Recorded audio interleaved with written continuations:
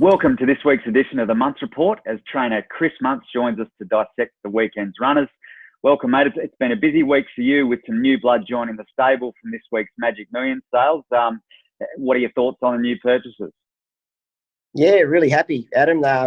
Managed to come home with three: a yearling colt by the good sire Pride of Dubai, who's really sort of off and running quite well, and a couple of horses out of the tried horse sales from Guree and Godolphin, an unraced filly by So You Think from the Guree yard, and then managed to get one up from Godolphin, a horse called Widespread, who's lightly raced and a winner of 3 races. So overall, it was a really good sale. Yeah, it seems like there's a bit there for everyone with the variety of tried horses and also unraced. So I know you've already had lots of interest from potential owners, but let's just take a quick closer look. It's a little bit quieter on the racing front, so let's take a look at each of them in a bit more detail. Widespread's a 4-year-old gelding from the Godolphin Racehorse Draft, and he's basically a ready-made racehorse. Well, he is, Adam. Yeah, he's a lovely big horse. He's come up at the moment. He's had a big trip up and back, and he's a little bit light. So I've just sent him out for a week, 10 days, to get a bit of sun on his back and get a belly full of grass to sort of fill him up a bit. But look, he's ready to go.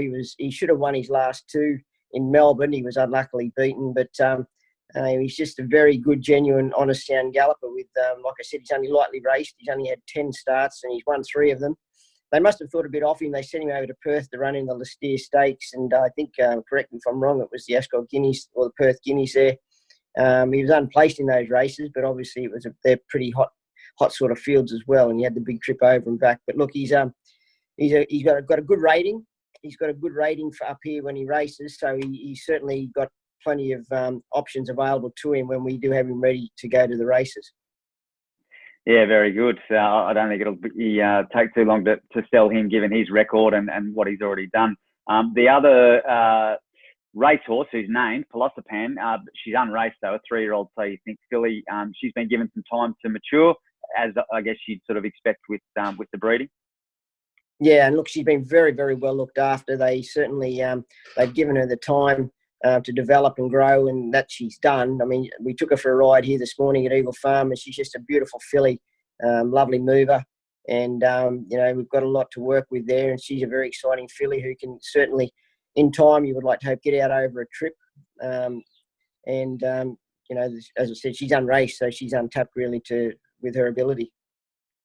And as you touched on, a 2-year-old colt, or rising 2-year-old, by champion first season sire Pride of Dubai, and I guess it's all untapped potential there too.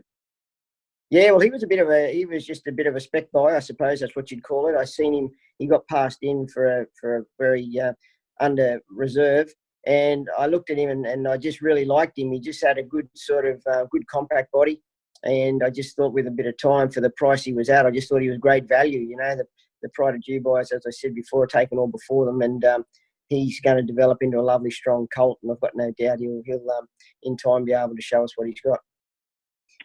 Very good. On the racing front, it's also been quite eventful with Skate to Paris bouncing back to form with a strong win at Eagle Farm last Saturday for Larry Cassidy, who's been on fire for the stable of late. Yeah, she went well, didn't she? I mean, it was a strong race. She looked to be travelling really well in the run for Larry, and I was quite happy watching her throughout the race. But there was a few nervous moments at about the 300 metre mark when she was a bit tangled up in behind runners. But Larry done a good job and got her to the outside. And once she found a bit of open air to gallop, she really lengthened stride nicely. And what are you thinking with her? And I understand you're tossing up a few options there. Yeah, look, I mean, the owners obviously want to head to Magic Millions again in January, so we won't be able to do too much more with her. I would probably suggest she might have a run next Saturday, or she might wait till the end of the month for one more run, and then we'll just give her a short freshen up of 2 weeks before looking at a few of those summer races for her, hopefully culminating in the Fillies and Mares event on Magic Millions Day, which she always seems to race well in. She knows that one well. Yeah, sure does. All right, well, let's get into the preview for this weekend. The weekend starts a bit early with 4 runners heading to Ipswich on Friday.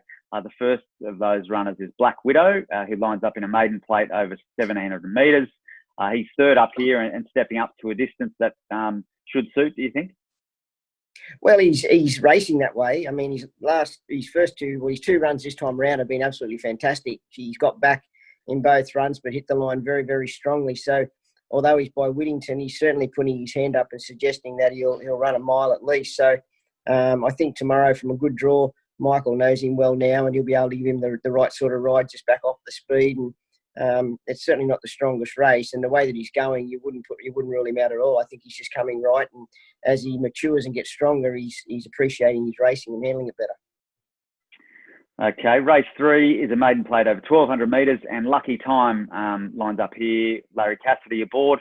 It was a good run first up, and then a bit disappointing last start. Did you sort of put your finger on what happened there? Yeah, well, I think she must have put a foot in the hole or did something there in the run, because she pulled up pretty ordinary afterwards. Hence, we had to get a vet certificate for her from the stewards, and we've done that. She seems very well. She's got a good draw tomorrow, and I must admit it's probably the best I've seen her look this time around. So if you were game enough to put a line through that last run and just go on her first up run, she's certainly a genuine chance in the race. And as I said, with Larry to ride, he'll give her every chance, and hopefully she can bounce back to a bit of good form. Okay, Lady Bramos, who was the impressive winner 2 starts back, she drops in grade from Saturday grades to a Fillies and Mares Class 1 over 1,200 metres. Didn't have that same sort of dash on the heavy last start. Was that what you put that down to, just the wet track? Yeah, Larry was adamant that she never got her footing at all in the heavy track. He said she was off the bit pretty much from the half mile, was just never comfortable, which doesn't surprise me. I mean, she's handled the soft quite well before, but she's a big striding filly, and I've got no doubt on top of the ground you'll see a much more explosive filly tomorrow, particularly if Justin's able to get the right sort of run and travel up as strong as what she did at Caloundra. I'd certainly like to think that she'll get back to a bit of that form on top of the ground.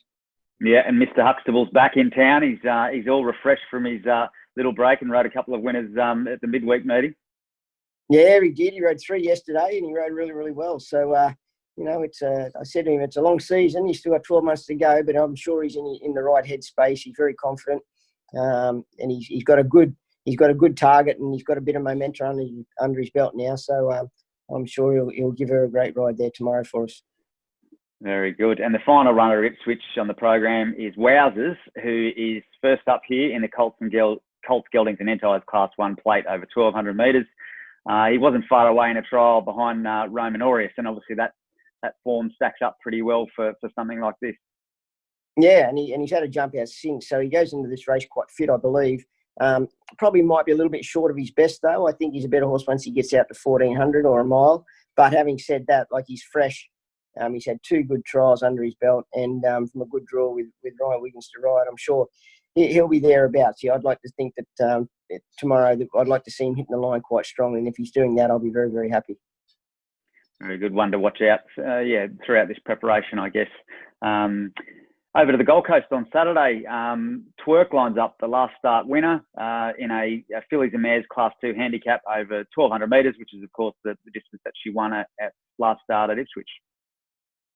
Yeah, well, she's in a nice race, actually. It's a good race for her with Sheridan Tomlinson to ride. So only a small field, which is going to be a little bit tactical, I suppose. But I think she's a better filly ridden just the way that Larry did the other day, just off the speed slightly. As I said, only 5 runners, so she's not going to be too far away. And Sheridan's fortunate enough to get the right run, get to the outside. She certainly hasn't gone backwards, this filly. She's in a good vein of form, and it's a race where she could certainly win again, I would like to think. Okay, and you've also accepted with Miss 22, but unfortunately she's drawn barrier 12 in the Q to 3-year-old maiden plate over the 900 metres. So not much luck with the draw there. No, this poor filly's been accepted for 3 times, and she's drawn the outside gate every time. And we just don't want to waste a run with her. So I'll talk to the owners and try and work out another plan. But she won't run on Saturday, no. Okay, well that's the preview for the weekend, mate. A little quiet on the racing front, but obviously you've got these new purchases to sink your teeth into and look ahead to the future. Yeah, my word, no, plenty of nice young stuff coming through, which is always pleasing. Very good. Good luck for the weekend and good luck to Connections. Thanks, Adam.